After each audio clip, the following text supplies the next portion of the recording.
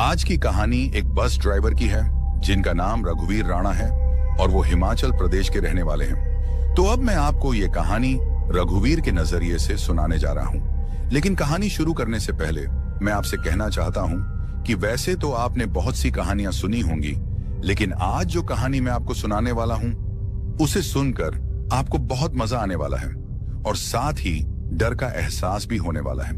और अगर आप इस चैनल पर पहली बार आए हैं तो चैनल को सब्सक्राइब जरूर करें ताकि आप भी हमारी इस फैमिली का हिस्सा बन सकें और आने वाली वीडियो आप तक आसानी से पहुंच जाए।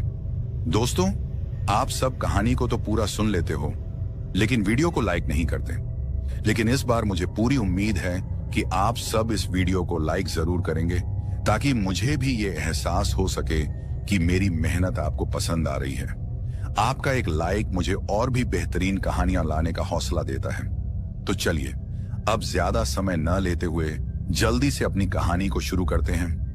दोस्तों, मेरा नाम रघुवीर है और मैं पेशे से एक बस ड्राइवर हूं। मुझे बस चलाते हुए लगभग 20 साल हो गए हैं। इन 20 सालों में न जाने कितने ही रास्ते देखे हैं। कभी पहाड़ों की संकरी घुमावदार सड़कें तो कभी रात के सन्नाटे में सुनसान हाईवे।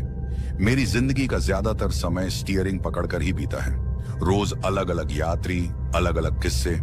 लेकिन सच कहूं तो इस सफर में कुछ अनुभव ऐसे भी हुए हैं जिन्हें मैं आज तक भुला नहीं पाया। बस चलाना सिर्फ नौकरी नहीं, एक जिम्मेदारी है। सैकड़ों जानें मेरे भरोसे होती हैं। सर्दियों की धुंधली रातों में जब सड़क पर 10-10 मीटर आगे तक भी दिखाई नहीं देता, तब दिल की धड़कनें और तेज हो जाती हैं। और बरसात के मौसम में जब पहाड़ी रास्तों से पानी बहता है और गाड़ियां फिसलने लगती हैं, तब हर पल भगवान का नाम लेना पड़ता है। लेकिन इन सब के बीच कुछ ऐसे हादसे और कुछ ऐसे रहस्यमयी किस्से भी हैं जिन्हें अगर मैं आपको सुनाऊं तो शायद आपको यकीन करना मुश्किल हो जाए। दोस्तों, वैसे तो मैंने बहुत सफर किया है, लेकिन एक सफर ऐसा भी था जिसने मेरी जिंदगी को अंदर तक झकझोर दिया था। वो रात इतनी खौफनाक हो सकती थी ये मैंने कभी सोचा भी नहीं था। आज भी जब मैं उस भयानक रात को याद करता हूं तो मेरी हालत खराब हो जाती है और मेरे रोंगटे खड़े हो जाते हैं। दोस्तों, आज मैं आपको उसी खौफनाक रात की दास्तान सुनाने जा रहा हूं जो उस रात मेरे साथ बीता था। एक और बात, और वो ये है कि कहानी को पूरा सुनना, क्योंकि कहानी को पूरा सुनोगे तो ही इसका मजा आएगा। और जो भी बात मैं इस कहानी में बताऊंगा उसका ताल्लुक सीधा कहानी से ही होगा। तो चलिए अब ज्यादा समय बर्बाद न करते हुए सीधे अपनी कहानी पर आते हैं। दोस्तों, जो हादसा मेरे साथ हुआ था ये बात आज से लगभग 10 साल पहले की है। तब मैं एक प्राइवेट बस चलाता था। हालांकि आज भी मैं एक प्राइवेट बस चलाता हूं, लेकिन उस वक्त जो बस मैं चलाता था वो दूसरी थी और आज वाली बस अलग है। खैर, अब जब मुझे वो बस चलाने को मिली थी तो उस वक्त मैं बहुत खुश था, क्योंकि जो बस मुझे चलाने को मिली थी वो बस एकदम नई थी और नई बस को चलाने का मजा ही अलग होता है। उस वक्त मेरे साथ मेरा एक कंडक्टर भी होता था। उसका नाम सुरेश था। सुरेश एक मस्तमौला इंसान था। वो मेरी हर बात मानता था और मेरी काफी इज्जत भी करता था। खैर, हम लोग अपनी बस को एक शहर से दूसरे शहर ले जाते थे। हमारा अपना रूट था जिस पर हम रोजाना सवारियों को ले जाते थे। यह सिलसिला काफी समय तक ऐसे ही चलता रहा, लेकिन फिर एक दिन हम लोग रोज की तरह अपनी बस को खड़ा करके सवारियों का इंतजार कर रहे थे। कुछ देर बाद हमारी बस सवारियों से भर जाती है। अब हमें जल्दी से उन सवारियों को उनकी मंजिल तक पहुंचाना था, लेकिन मेरा कंडक्टर सुरेश पता नहीं कहां चला जाता है। पहले तो मैं 1-2 बार हॉर्न बजाता हूं ताकि सुरेश को पता चल जाए कि अब हमें चलना चाहिए। लेकिन मेरे हॉर्न बजाने के बाद भी जब वो वापस नहीं आता तो मुझे अब गुस्सा आने लगता है, क्योंकि सवारियां भी अब परेशान हो चुकी थीं। बस पूरी तरह से भर चुकी थी। तभी अचानक मेरी नजर दूसरी तरफ के साइड मिरर में पड़ती है तो मैं देखता हूं कि मेरा कंडक्टर सुरेश किसी आदमी से बात करता हुआ मुझे दिखाई देता है। अब जब मैं उसको किसी आदमी से बात करते हुए देखता हूं तो मैं फिर से 2 से 3 बार हॉर्न बजाता हूं और फिर अपनी बस को स्टार्ट करता हूं। मेरे बस स्टार्ट करते ही मेरा कंडक्टर सुरेश उस आदमी से बात खत्म करके बस में चढ़ जाता है। अब जब सुरेश बस में आता है तो मैं थोड़े गुस्से में सुरेश से कहता हूं, तुम्हें हॉर्न की आवाज सुनाई नहीं देती क्या? कब से हॉर्न बजा रहा हूं? कुछ दिनों से मैं तुम्हें देख रहा हूं, तुम्हारा मन काम में नहीं लग रहा। तो मेरी बात सुनकर सुरेश मुझसे कहता है, नहीं उस्ताद, ऐसी बात नहीं है। मैं तो बस एक आदमी से बात कर रहा था, तभी मुझे थोड़ी देर लग गई। उसकी बात सुनकर मैं उससे कहता हूं, ऐसी क्या बात थी जो तुम्हें मेरा हॉर्न भी सुनाई नहीं दिया?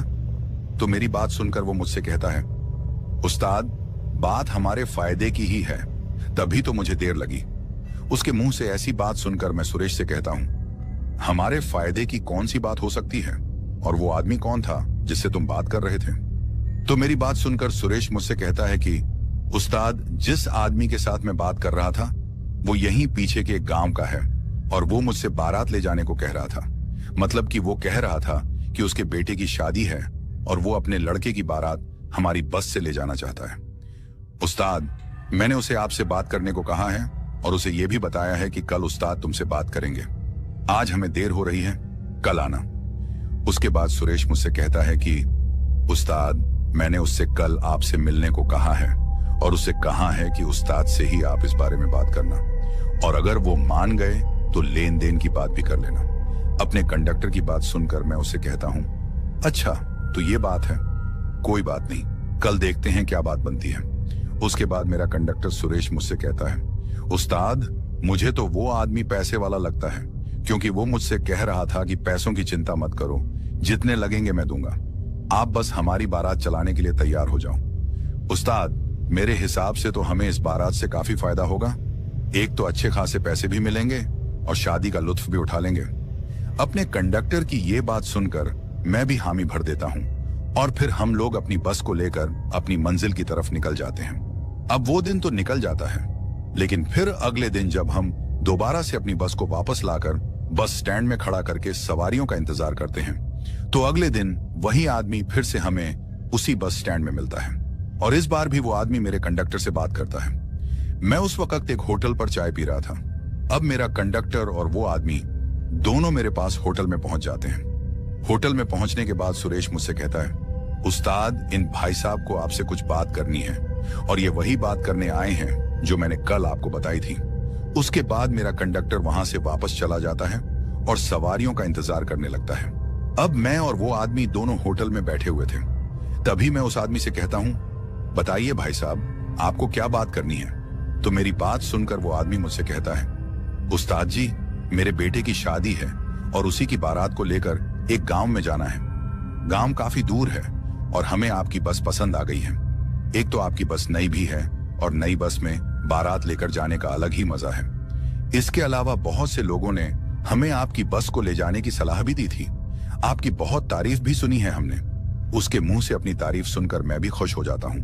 अब वो आदमी मेरी तारीफ झूठी कर रहा था या सच्ची, ये तो मैं नहीं जानता था, लेकिन उस वक्त वो मुझसे यही सब बातें कर रहा था।